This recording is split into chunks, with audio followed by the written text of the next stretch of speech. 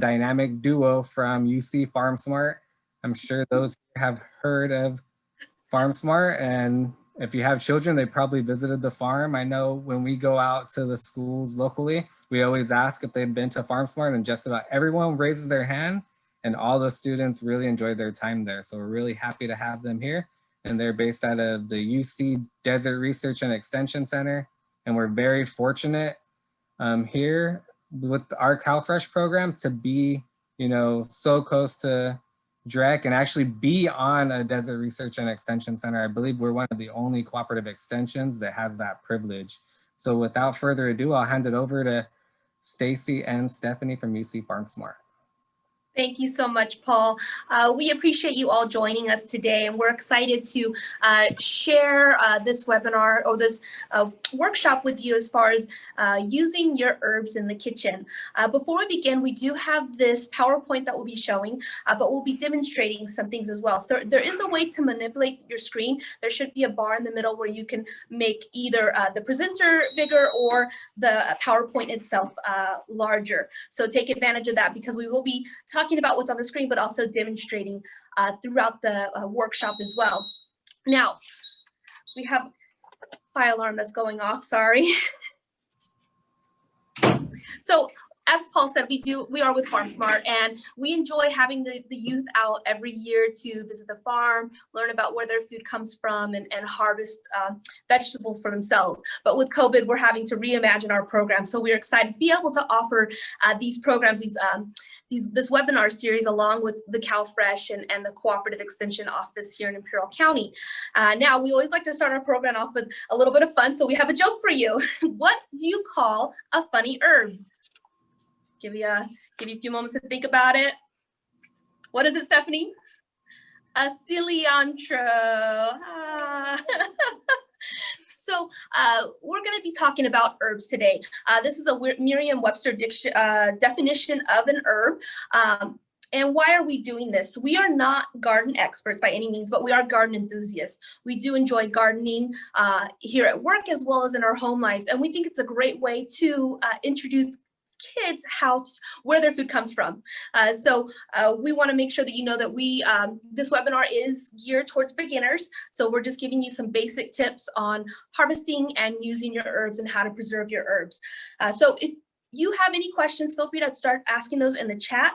But also, we understand that some of you may be more experienced. So we encourage you to share your tips and your knowledge on using herbs, growing herbs, and preserving herbs. So just a little on our agenda. This is some of the things we'll be covering: the benefits, harvesting, preservation, and cooking with herbs, with some demonstration. And then this is a description or definition, the difference between herbs and spices. So it does get some confusion, because sometimes there are plants that are both herbs and spices. Herbs are usually the softer part of the plant, including the stems, leaves, and flowers, whereas spices are usually the harder part of the plant, such as the root, the bark, or the seed. And I wanted to give you an example. So we have our herbs here. We have cilantro, a favorite in the webinar today, and we have dill. So these are herbs. This is the softer part of the plant, the leaves of the plant.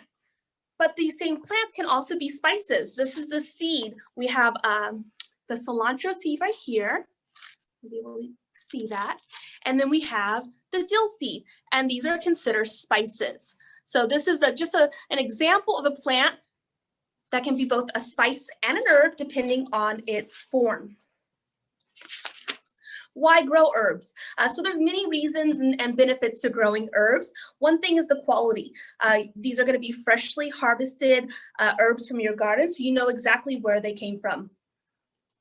We also have, it's a healthy way to add flavor, because you're not adding salt, you're just adding the flavor to your food. It's always nice to have fresh herbs on hand. And saving money. So when you go to the store and you're buying your herbs, preserved herbs in a jar, you could be paying upwards of $5 to $9 a jar. But if you go to the store and buy a plant or buy a seed for $2 to $3, you have kind of a renewable source of herbs for your kitchen. And you can have exotic varieties that are not available at the grocery store.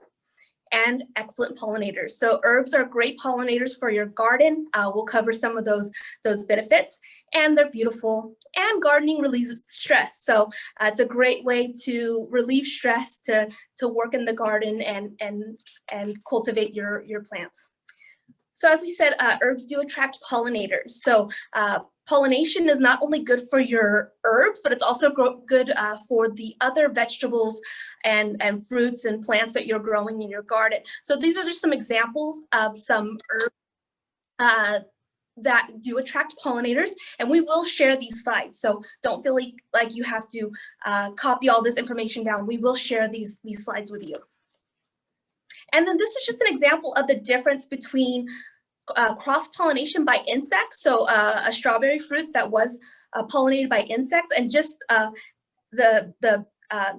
much different it looks from something that was pollination by wind or self-pollinated. And since this is a beginning gardening webinar series, we wanted to give you some starter herbs. So these are usually herbs that are easier to grow. So if you are a beginner gardener and you're looking at where to start, these are some great starter herbs because they're easier to grow and use in the kitchen. Now I have Miss Stephanie coming online for me, and she's going to talk about garden maintenance. Hi, everyone. Thanks for joining us today. I do want to say that we work with about over 6,000 kids here at Farm Smart. So if I start saying boys and girls, please forgive me, because that's kind of part of my vocabulary when I'm giving a presentation. So we know that you are already gardening and you have experience, but just a couple of tips with herbs. So one of the things I wanted to mention was that a way to keep the plant going is to remove the flower buds. So you want to just use a pinching method, and it's basically just like I said, just a pinch is all you're going to do. And you can harvest this way also. And when you pinch and keep the growth back, it helps the plant to be bushier rather than growing up straight. If it just goes straight, it's going to go to flower, to seed, and you're not going to have a lot of the actual herb involved. So pinching is an important part of maintaining your herb garden. Okay, we also want to do some pest prevention and disease prevention. Make sure you have a lot of circulation around your herbs, lots of air so they don't get damp. Make sure you have your pots well drained, and also use your fertilizer sparingly. And we've given you some examples of some herbs that resist pests. So these are not only good for the herbs, but they're also good for the whole garden. All right. So when you harvest your herbs, we encourage you to harvest them earlier in the day, right after the dew has dried off of them. This is a prime time to capture the essential oils that are in the herbs. And once again, you're just going to be cutting back the stems or even using that pinching method. If you do want to preserve, gather seeds for your next growing season, you're going to wait till the flower appears and then harvest those seeds off of that, just like you would in other plants. All right, so we're going to talk a little bit about using fresh herbs from your garden. So as you use them fresh from the garden, they will stay with you for several days. You want to make sure that, some examples here, most of them will just keep very well if you just put them in a paper towel like this, and then maybe the paper towel can be damp, and then just to put them into a plastic bag, excuse me, like this. And you can keep that in the refrigerator. You're not going to wash it until you use it. So these are just your padded fresh herbs from the garden that you're going to store in your refrigerator, except for some more tender leafy ones. For example, basil. If you put basil in your refrigerator, it's going to turn black or brown. So basil can just be cut and kept in a stem of water on your counter. And it's not only ready at the pinch for you to add to a dish, but it is also amazing aroma in your kitchen if you have this on your shelf. Okay, so storing your fresh herbs. Now, when you are ready to use them, that's when you're going to want to wash them. So our suggestion for washing is going to be just to use spray. You can just spray them with a bottle like this. You don't want to get them too wet or damp. It'll weaken their flavor. It'll also weaken their stamina or their ability to hold up in your dish, especially if you're going to use them fresh, like on top of a salad or a casserole.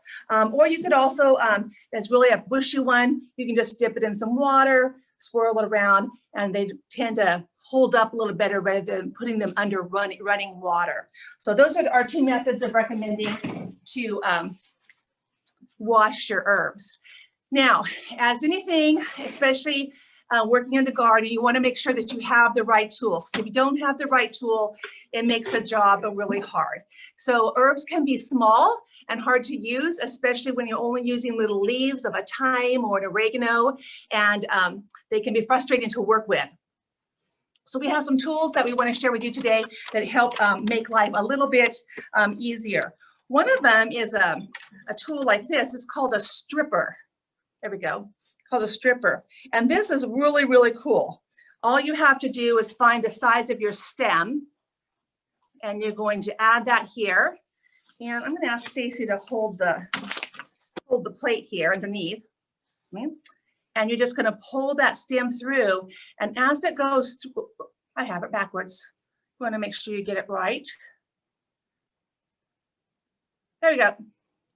And as you pull that through, you can see your stem is getting cleaner as you pull it through. You see how the stem is getting cleaner? Okay. You just keep pulling and pulling through, and then your leaves are gathering on the other side. Okay, so I've quickly separated the leaves from the stem there, and then you've got the parts. The stem is woody and chewy. You don't want to have that in your dish. So stripper is a great tool to have.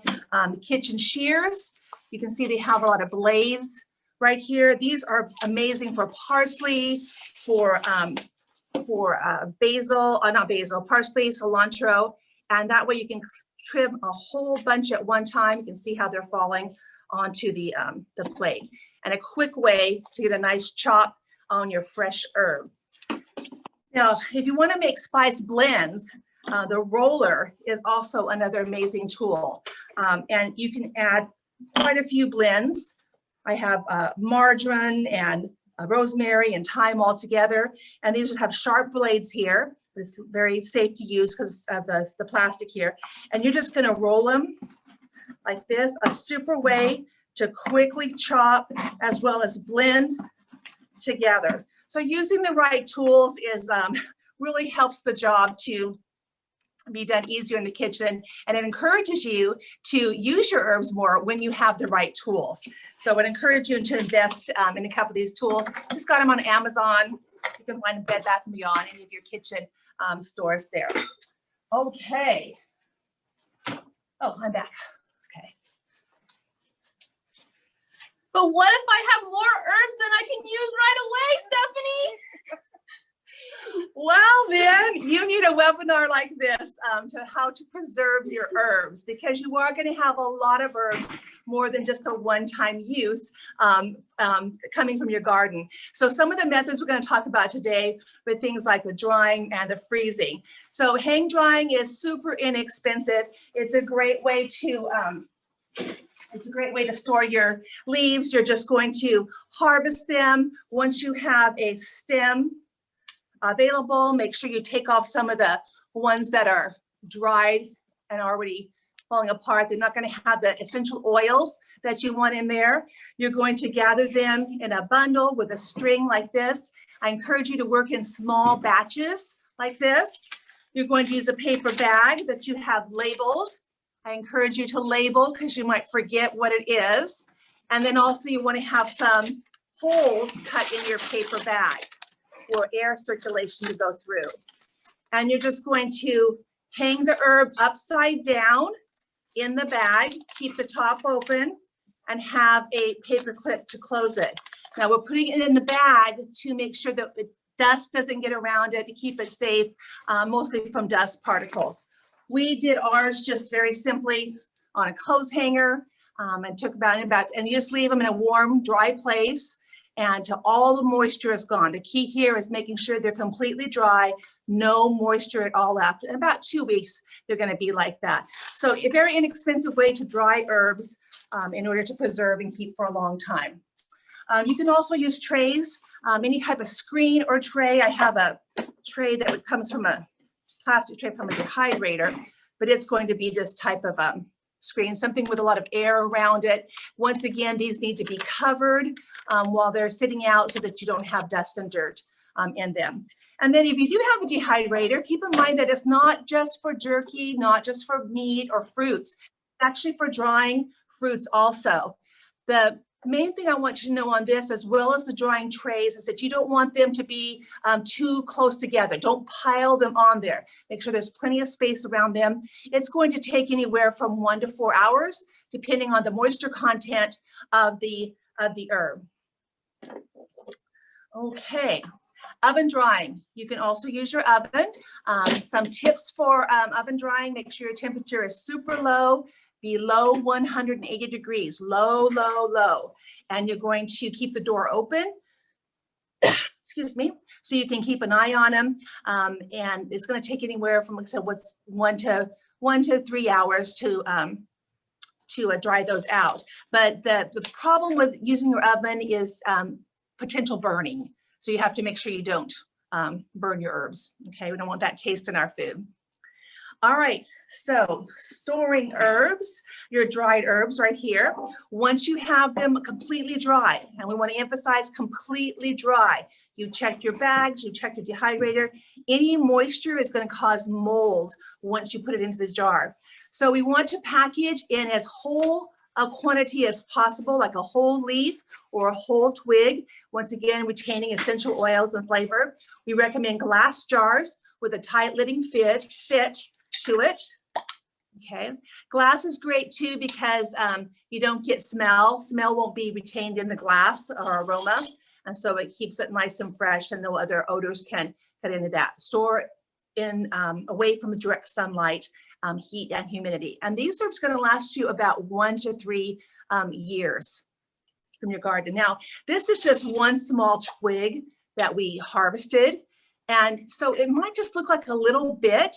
But keep in mind that you're going to be constantly harvesting. You're going to be doing that pinching and pruning, and you're going to be constantly adding to this and keeping your bags rotated and drying. So in no time, you're going to have this jar full, and you're going to be able to make blends and teas and all types of flavor for your food every day. All right, another method we want to talk about today is, let me go back to using your dried herbs that you've done. You want to keep in mind that your dried herbs are going to be a little bit more potent than your fresh herbs. So you need less of them. So here's the guideline we suggest is 1/4 teaspoon of ground or crumbled for every tablespoon of your fresh chopped herb, because once again, these essential oils have been concentrated and they're going to last more flavorful than your fresh ones.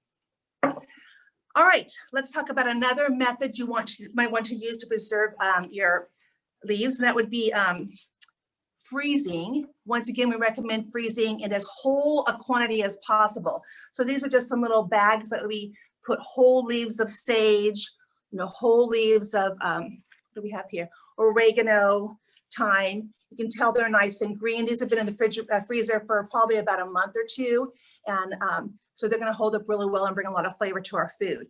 You can also put them in ice and make little ice cubes out of them. We just used a really small ice cube tray like this, and then you have just the right amount. So you need a teaspoon or a tablespoon of oregano or rosemary for a dish or soup or sauce, and you just add these little ice cubes of herbs and flavors to them.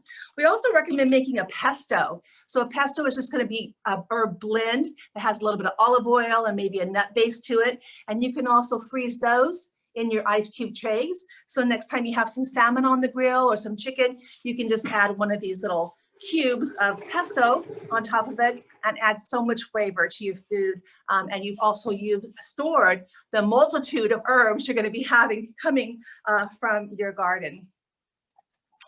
All right, so we're going to demonstrate a few other things that we use in our Farm Smart kitchen. One of the things that we love to encourage children to do, and anybody who really comes to our programs, is to drink lots of water. So that can be hard sometimes when you're not a water drinker, but if you flavor your water, here we have cucumber and lemon, and in here we have basil. It is very spicy and very, very thirst quenching. So just add some herbs. This one is going to be a strawberry and mint. Look at that mint in there. Isn't that beautiful? So it's not only encouraging you to drink because it's beautiful to pick up and look, but it also tastes really great. And you're also getting some nutrients from the fruit as well as phytonutrients from the herbs that are in here also. And you can use this, you can reuse the fruit and herbs that are in here for probably about 4 days. I usually refill mine, for about 3 to 4 days, and then I start with fresh water and herbs. All right, another thing would be the essential oils. So you can also put herbs into oils. I'm not going to demonstrate that today. You do have to really be more of a preserver person or a person who does canning, because there are some issues with botulism, microorganisms that can cause foodborne illnesses. So I didn't make any of my own, but I did buy some. So this is herb infused oil. Let me get the camera. Look at all the herbs that are in there. Isn't that amazing? And giving so much flavor in there. This actually comes from our local Imperial olive mill. They have a beautiful little cute little store in Imperial, and that they're open right now. So you can go buy your own herb infused if you're not going to make it, and also support the local olive business. All right, another way we use herbs in the kitchen is our herb infused butter. So basically, this will take your bread to a whole new level when you spice it up with some herbs. So we just have some softened butter here, and I have a blend with my roller. And besides the fresh herbs that I have, I also added lemon zest to this. And you are just going to, add that in there. Sorry, there we go. And give it a nice mash. And the key here is making sure that you have your butter nice and soft, okay, before you start doing this. And what I like to do also after it's complete is you can roll it in kind of a cylinder shape, and then you can cut it in little pieces, and leave it on a tray. And you'll have just like a tablespoon of butter with herbs in it. And so next time you're grilling chicken or salmon, you're just going to take out one of your herb butter cubes and add to your flavor of your meat or whatever you're toasting. This is amazing on a grilled cheese sandwich. Something as simple as that, using herb butter on a grilled cheese sandwich with a cup of tomato soup with some cilantro on top. There we go. Another great way to serve our herb butter, of course, is with some naan bread, and just spread on top. With Thanksgiving coming up, a lot of people like to make fresh bread. I would really encourage you to try an herb butter to go with it. And then lastly, salad dressings are a great way to spice up your kitchen with herb. So I basically have some nice, once again, some good grade of olive oil, some balsamic white vinegar, some honey to give a little sweetness, and some Dijon mustard. Sorry, our alarm's going off again. And I have added those already to my jar. And you can use whatever herbs that you want in here. And you just add that in there. And of course, just shake it up. And you have an amazing fresh salad dressing. Now, my issue with salad dressing is that I end up buying a bottle, and then it's a year later, it's still in my fridge because I either want to change the flavor or I, don't really use that much salad dressing. But this way I've made just enough of what I need for that day. Oh, I gotta smell it. It smells amazing. Okay. And once again, it's just a way of adding so much flavor to a head of lettuce right there. Okay. All right, so we hope that you've enjoyed our quick tips for using your herbs in the kitchen. One thing that I've noticed is a lot of times when kids come to Farm Smart and they're harvesting a food, and you may be doing this in your garden too, you're growing the food, but maybe you're hesitant to eat the food. That's the point of growing the food, that you want to eat the food. So starting out with the herbs is a great way to start small. By growing small herb gardens and starting the practice of using the food that you're growing. And here we've given you so many ways to also preserve that too. So you're going to get a lot of flavor in your food. You're going to add phytonutrients to your food, and they're so easy to grow. So we hope you've enjoyed our sage advice for today. So with that, we're going to open it up for questions, keeping in mind that we are not garden experts, but garden enthusiasts. All right. So, all right, lots of applause. Okay. Awesome. Well, thank you, Stephanie and Stacy, for the great presentation. So we did have one question in the chat box. And then for those that signed on a little late, just know that this webinar is being recorded and it will be available for you to watch again, so you can get all the great tips from FarmSmart. And the one question that we got from Ms. Linda Friedman is, what is the best way to grow tarragon? And that's one question. What's the best way to grow tarragon? And I'll let you, if you I'm actually going to hopefully ask Chris if he might be able to answer that question. Chris is a garden expert. So if he has some advice, we're going to invite him to join us also to answer that question. You read my mind. Yeah, the butter idea for now, but you can make butter with kids. Yeah, well, go ahead and make the butter with the kids too. We have a comment that someone really enjoyed their carrots from FarmSmart, but you can make the butter. Oh my gosh, homemade butter. Do that, make the butter, and then add those herbs in there. It's gonna be amazing. It's gonna take your bread to a whole new level. All right, Chris was able to unmute himself. Would you like to take that question, Chris? You know what? I haven't grown much of that herb in the past, but I found a link that I can share in the chat right now. Nice. And it's from the Sonoma Master Gardener program, and it's a link just on tarragon, and hopefully you can find something useful in that link. Wow, just on tarragon. Nice. Nice. They do have a nice website with lots of suggestions. And so she did have a second question. And so how to keep cilantro alive in the heat? It's a great question. You grown it in the summer, Chris? Cilantro? I haven't personally. Not so much. When I've grown in the summer, sometimes it goes to seed right away. If you want to keep it alive, if it's really hot, sometimes mulching your soil around, so having some straw bale or maybe some wood chips to keep the soil moist, but cool in the hot summer. Partial shade might help if you're planting it near the spring. Partial shade or mulching in the soil. Yes, go ahead, Chris. No, I saw your.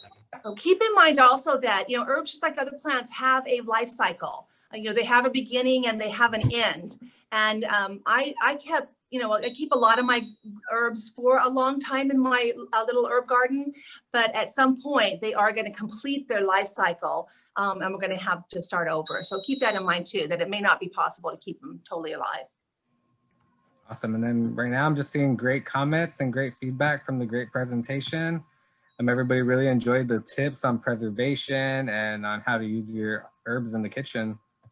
I'd like to encourage everyone. We have a Facebook page for FarmSmart. I'd like to ask you to like our Facebook page and continue to support FarmSmart with your comments and your likes, and keep us going here in the virtual world. And that link is in the chat box if you want to check them out on Facebook. But yeah, so if anybody has any more questions, we can take a couple more. If not, thank you for joining us. I just want to make another comment too. We didn't really, this is more using herbs in your kitchen, but herbs can also have medicinal properties to them and health properties to them. So I'd like to encourage you to research those on your own. Also, aromatherapy is very involved with herbs and essential oils. We did a field trip over to the extension in Arizona a couple years ago, and they were distilling basil. I mean, we're talking about hundreds and hundreds of pounds of basil in a distillery in order to capture the essential oils. You could smell that for miles around, and it was such a pleasant aroma to be around. And so it really brought just the aromas that herbs can bring a lot of happiness to your life and peacefulness. Well, we do have another question. So the question is, can we take kids to see the farm? I know my son really wants to come out and see the farm, but one thing we did is we got to, we visited the FarmSmart YouTube channel and we got to see the Read with the Farmer. So me and my son watched that on our TV, Read with the Farmer. So we got to meet a local farmer, while he read a book to my son, in the comfort of our own home. And I let Stacey and Stephanie, expand on that with their current programming. Well, we also have virtual field trips every Friday at 9:30. So we have visited a dairy so far. We have been to a feedlot. We've been up to a pumpkin patch the end of October. We've been out to tomorrow. This Friday, we're going to be out in a field of vegetables, probably a cabbage grower here in our valley. We're going to a fish farm coming up. We've been to the grocery store on a field trip to find out everything about California grown. So all of those are recorded and are on our website. But if you want to do it live, it's 9:30 on Friday. You go to our webpage and you find FarmSmart and you see virtual programming and you click and sign up to get the Zoom link to join us. And then you can be with us live and ask questions to our speaker and comment on the program too. So it is 10:30, so I think maybe we should wrap it up because we want to be respectful of your time. So thank you for joining us today. Paul, is there anything else?